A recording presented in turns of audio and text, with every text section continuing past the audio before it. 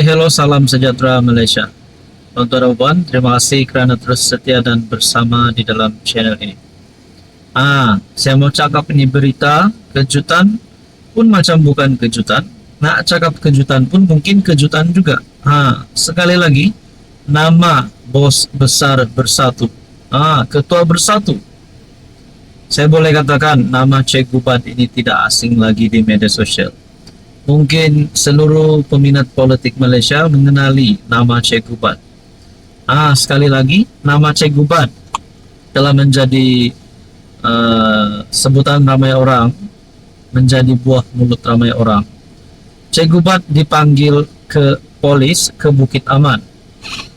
Polis memanggil Ketua Bersatu Port Dickson Badrul Hisham Shahari ke Bukit Aman berhubung hantaran Facebook mengenai keadaan kesihatan yang di Pertuan Agong Sultan Ibrahim. Peguam Muhammad Rafiq Rashid Ali berkata, Badrul Hisham disiasat mengikut Seksyen 4 dalam kurungan 1 Akta Hasutan, Seksyen 500 dan Seksyen 505 dalam kurungan B, Kanun Keseksaan dan serta Seksyen 233 Akta Komunikasi dan Multimedia. Rafiq berkata, dia akan menemani ahli politik terbabit yang juga dikenali sebagai Cikgu Bad semasa pertemuan dengan pegawai penyiasat sebelum mereka akan mengadakan sidang media berhampiran pintu masuk utama Bukit Aman.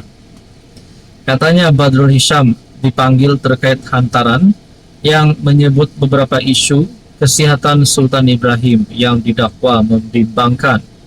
Dia juga mendakwa Perdana Menteri Anwar Ibrahim tidak dijemput ke mesyuarat pra-majlis Majlis Raja-Raja Melayu pada minggu lepas. Seksyen 4 dalam kurungan 1 Akta Hasutan menetapkan kesalahan berkaitan tindakan dengan kecenderungan menghasut. Ia membawa hukuman denda maksimum RM5,000 atau penjara tidak melebihi 3 tahun atau kedua-duanya sekali.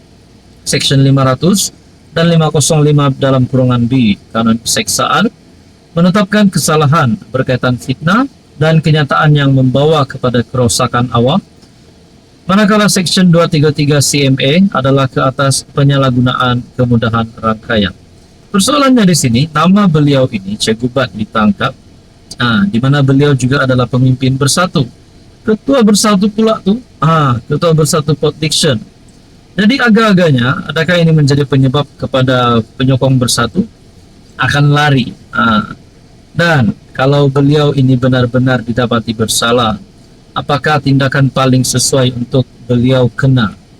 Adakah disaman ataupun ditangkap? Kalau disaman berapa dan kalau ditangkap pula berapa lama? Saudara-saudara, berkaitan dengan ini, apa komen Anda? Halo semua, salam sejahtera Malaysia. Selamat datang ke channel Fels Lifestyle.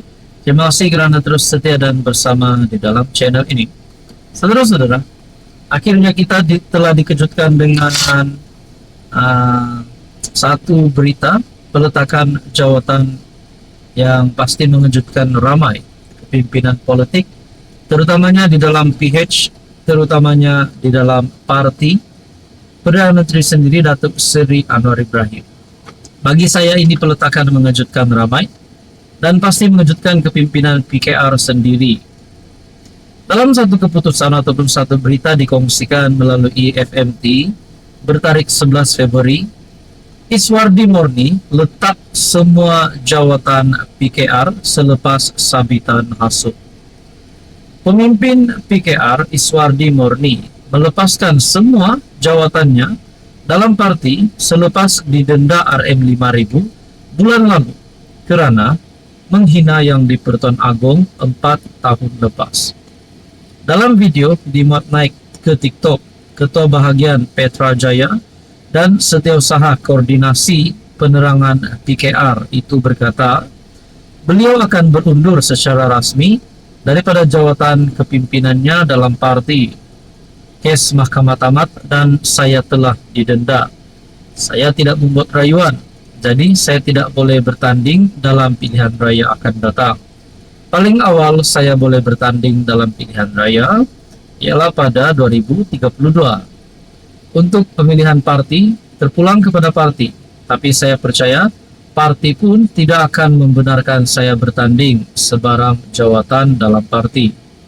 Iswardi didakwa pada 1 Jun 2021 mengikut Section 4 dalam kurungan 1 dalam kurungan E Akta Hasutan 1948 atas kenyataannya di Facebook yang dianggap berbau hasutan dan menghina Al-Sultan Abdullah Sultan Ahmad Shah.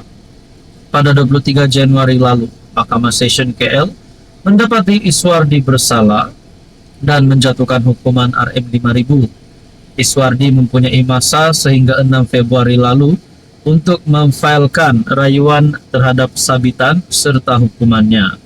Faktor utama Iswardi perlu pertimbangkan ialah beliau dilarang bertanding dalam pilihan raya parlimen atau PRN selama 5 tahun, melainkan beliau mendapat pengampunan agung. Perlembagaan Persekutuan melucutkan kelayakan sesiapa saja daripada bertanding sebagai calon pilihan raya selama 5 tahun selepas dihukum penjara sekurang-kurangnya setahun atau denda minimum RM 2.000. Walaupun Iswardi mengakui tidak pasti masa depan politiknya dalam PKR, tetapi beliau akan terus terlibat dalam politik. Saya tidak pernah bercita-cita menjadi wakil rakyat atau menteri. Saya menyertai politik karena saya percaya rakyat perlu mempunyai suara. Jadi di sebalik peletakan jawatan ini, setelah beliau disahkan, telah didakwa pada 1 Jun 2021 dan pada 23 Januari lalu, Mahkamah Session KL mendapati beliau bersalah dan menjatuhkan denda RM 5.000. Ini bukti bahwa parti PKR juga tulus melihat kepimpinan mereka yang terlibat dengan kes sedemikian dan pada akhirnya meletakkan jawatan. Apa komen Anda? Halo semua, salam sejahtera Malaysia. Selamat datang ke channel Fels Lifestyle. Terima kasih kerana terus setia dan terus bersama di dalam channel ini. Saudara-saudara yang saya amat hormati, tuan-tuan dan puan-puan, setelah lebih 2 tahun Anwar Ibrahim jadi Perdana Menteri, pasti ada gerakan yang nak tumbangkan Anwar, pasti ada langkah nak tumbangkan Anwar, serangan terhadap PMX, terhadap kerajaan. Sampai ada kata pilihan raya umum mungkin akan diadakan pada penghujung tahun. Makna kata Anwar tumbang pada hujung tahun ataupun PN mempunyai harapan untuk menjadi kerajaan sekali lagi. Persoalannya saudara-saudara, bila PN cukup jumlah. Kalau betul-betul cukup jumlah, beri bukti kepada penyokong Anda dan kepada rakyat bahwa Anda memang dah cukup jumlah. Saudara-saudara, ini satu kemenangan Anwar yang membuat musuh Anwar ketakutan dan mungkin lari. Jangan sampai terpelanting pula. Kelompok tak cukup jumlah pasti akan terus menyala. Tulisan daripada Harapan Daily. Setelah lebih 2 tahun Anwar jadi PM, saya nampak ada 2 pencapaian penting beliau. Pertama ialah kestabilan politik dan kedua ialah kestabilan ekonomi.